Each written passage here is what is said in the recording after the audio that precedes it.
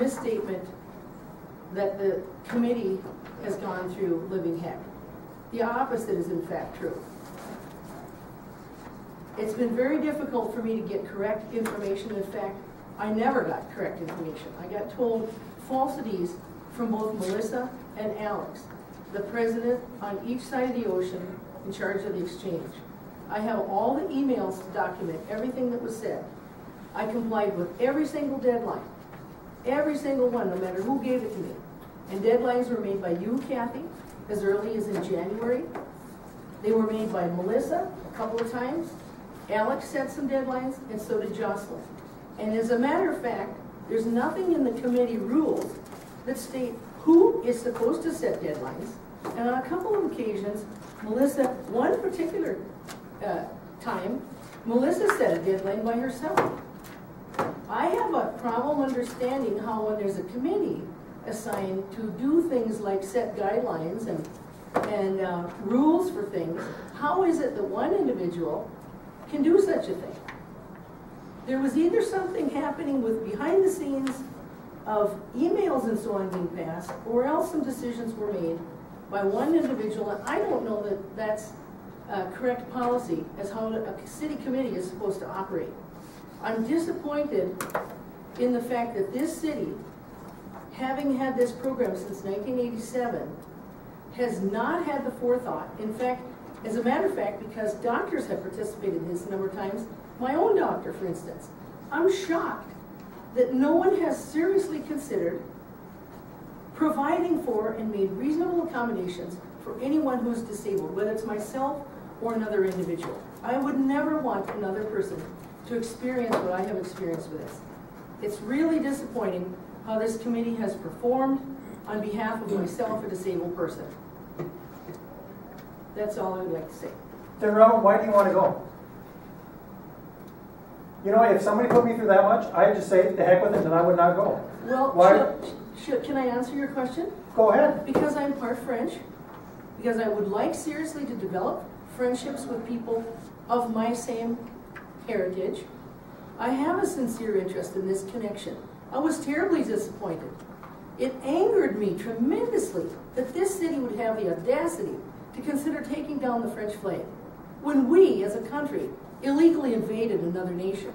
And the French had more foresight in all that. Well, that's 20-year history. But you know, the thing of it is I was answering his question on the holding floor.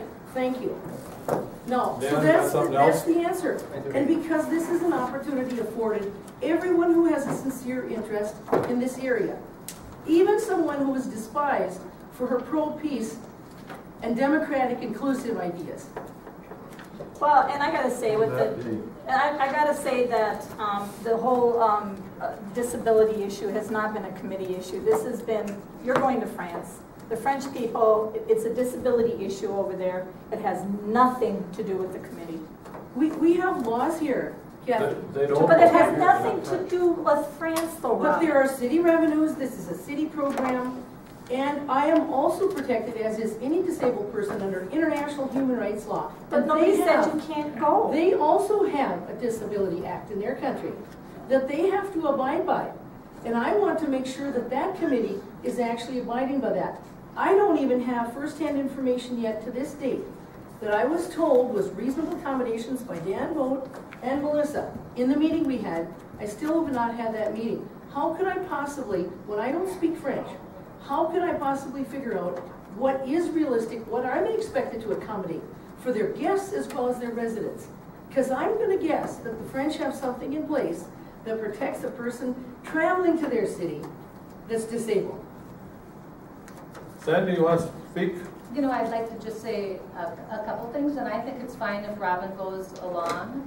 But while dealing with ADA, the American Disabilities Act, you have to be able to explain via your physician what your disability is. And that we're not exactly sure what Robin's disability is, I think, but I think if that was explained, that maybe would help on both sides of the ocean. So you know your disabilities, you know your limitations. We don't exactly know. That happens to be private doctor privilege client. No, I'm not sure. How do you deal with it though, Robin? I mean, what are you asking them to do? I'm still You guys very don't have a unclear. right to know everything. No, about I don't my think nobody disability. knows. We're not asking We're for not that. asking for that, but what are we supposed to do for you when we don't know what we're supposed Well, to do? what this committee was supposed to do, according to your city administrator, was host a teleconference where I spoke, where I was supposed to speak with Evelyn, who has a disability, from France. That was reasonable accommodations to figure out what exactly could be arranged with them. That never happened because of the snafu with Melissa. Yeah, they did have a teleconference, but the lady did show up because it was a confusion over there. Over there. I had not- one more, Let's- And I don't I had control one me. more comment. Okay, one more comment, Sandy. Yeah, I wasn't finished yet. Okay. How about if we set one more deadline for having Robin purchase the ticket so the French can know exactly how many people are coming and who is coming. If she can purchase a ticket by May 31st at 3 o'clock in the afternoon and have for her travel reservations and her hotel accommodations, and with the understanding that the French are not paying for her hotel accommodations, I think that's really fair. I mean, Actually, I want to talk about that. You know, everyone is kind of negative here, but I want to say, I do realize that this has been going on for so long. And Sandy, you have traveled enough. You know, the longer you wait, the more your tickets are going to be. the more expensive. And is that really fair to someone that's going to be a guest on this? Now let me finish. That it's been dragged out so long. All right, Tar.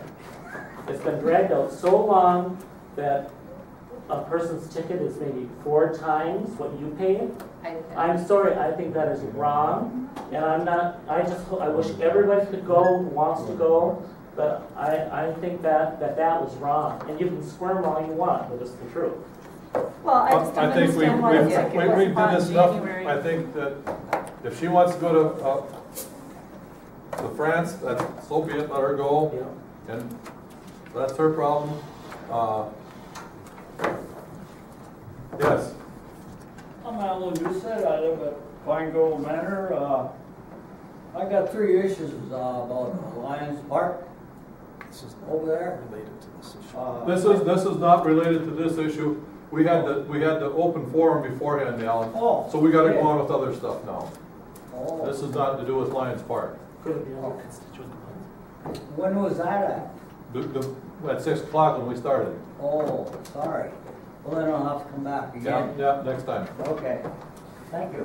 Can I just, a couple of hopefully reasonably quick things. The bylaws of the Sister City Committee, I handed those out. There's one adjustment that I'm recommending.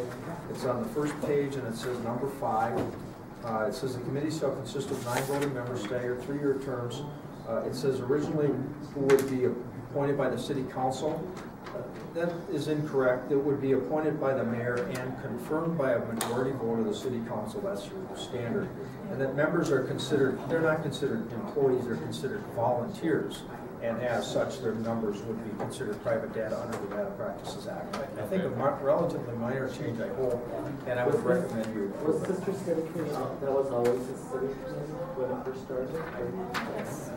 It was always. Anyway, That's been started. I bring that up for your consideration, and I have extra copies of what was last Over here across the board. A few adjustments to the agenda. Oh, I'm sorry, one other thing. 2 other things, actually, and then a couple of adjustments. I've been requested by Robin Hensel for use of the council chambers for a town hall meeting. I don't know when we look at the policy, there really is no policy on it. So in the past, I think you've had, your legislators have used it. I don't know if candidates have used it, chamber and others. So it's up to you. Give me some direction. Robin's here, she's asked today whether or not she can use the council chambers, I think during normal business hours. Yes. For a town hall The meeting. town hall meeting is. I don't know. And how many times do you want to use it, and what day? No set time yet, but one for starters. So you want 1 meeting, possibly more? Well, I'm just going to say your fee schedule talks about nonprofits and for-profits. I'm sure Robin would say she's a nonprofit, but usually when we look at nonprofits, you're a 501 something company, corporation. So it's up to you. Just tell me if that's okay. But if it is, Could we try it? it's up to you. Can we discuss this at another meeting? Sure. I would like this to be brought back to, put All on of the this is agenda. up to you. I would like to Just put bring it. this back on the agenda for our next meeting, so we have a little bit more time to discuss it. Sounds good. I apologize for that. I just wanted to also mention, I got a data request at the end of last week. I just saw it today. A couple of them. One wanted to all of our records that we destroyed since '99, which is part of our records retention schedule. But the other one is a request for all notes that you've taken during meetings, and it's both staff and elected officials. So whatever you're writing on your agendas, if you keep in those agendas, I need it because I've been requested to provide that data. So probably will temper you a little bit as far as what you write on the No one's gonna be able to refund. but I draw a lot of pictures. I'll get that. I'll get the request, the data request out to you. But I just want you to know that. And then for Mr.